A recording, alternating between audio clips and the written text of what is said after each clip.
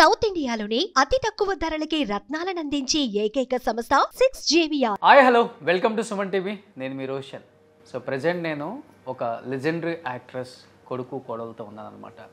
She is none other than great actress, great human being Suryakanthamma. ఎందుకంటే నటనలో తనకు తానే సాటి విభిన్న పాత్రలు చేయటంలో తనకు ఎవరూ రారు పోటీ అనిపించుకున్న the one and only iron lady Suryakanthamma. So నమస్తే. నమస్తే సార్. ఎలా ఉన్నారమ్మా?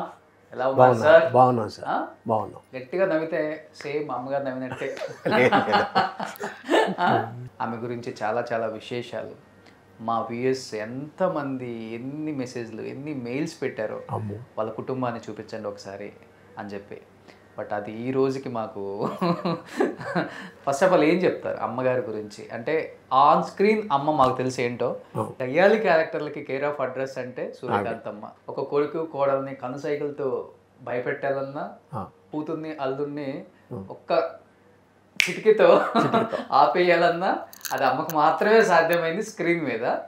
సో రియల్ లైఫ్ అమ్మ అంటే ఏం చెప్తారు ఫస్ట్ మీరు? నాకు తెలిసినంత వరకు మా ఇంటికి వచ్చిన ప్రతి వాళ్ళు అమ్మని అమ్మాయినే పిలుస్తారు. ప్రతి వాళ్ళకి ఆవిడ అమ్మలాగే కనపడుతుంది. కొంచెం పెద్దవాళ్ళు వయసులో అయిన వాళ్ళైతే అక్క.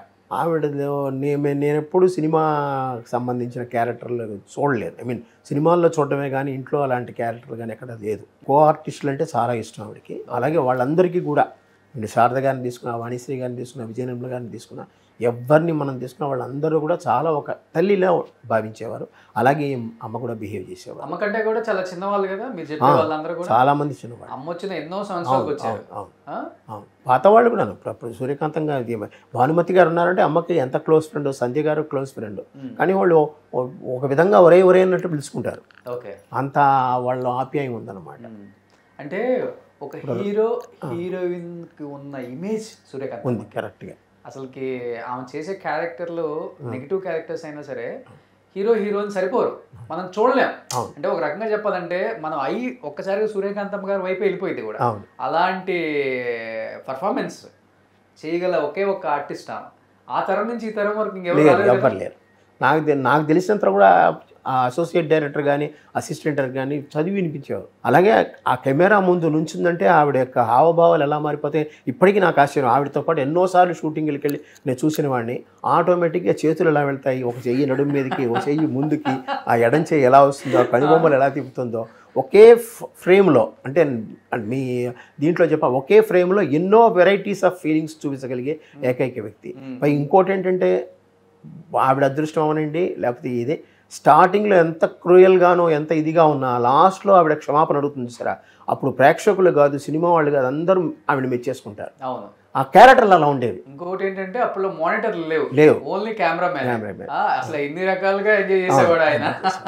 లాస్ట్లో ఆ క్షమాపణ కూడా ఎంత న్యాచురల్గా అడుగుతుంది సరే, తప్పు అయిపోయింది రెంపలు అలా వేసుకోవడం కూడా ఆవిడ ఎవరు చేయలేరు. అంటే అమ్మ హేమీల కొమ్ములు ఉంచిన అలా చెప్పలేము. అత్తగారు ఎంతో మంది, సావిత్రమ్మ, వాణిశ్రీ గారు, శారద గారు, గిరిజ గారు, అసలు ఆమెకి కోడలుగా చేయని హీరోయిన్ లేరు, ఆమెకి కూతురుగా చేయని హీరోయిన్ లేరు, ఆమెకు కొడుకుగా చేయని హీరో కూడా లేరు. అంతమంది కొమ్ములు వంచిన అత్తగారు ఇంట్లో అత్తగారు ఎలా ఉంటారు అసలుకి?